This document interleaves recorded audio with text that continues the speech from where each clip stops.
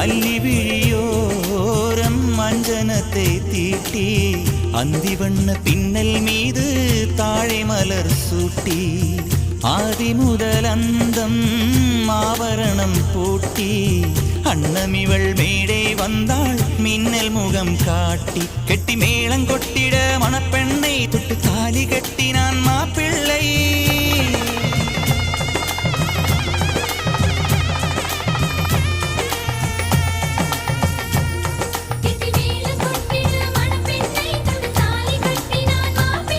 இந்த ஏழை நெஞ்சமும் நீ வாழ என்றும் பூக்கள்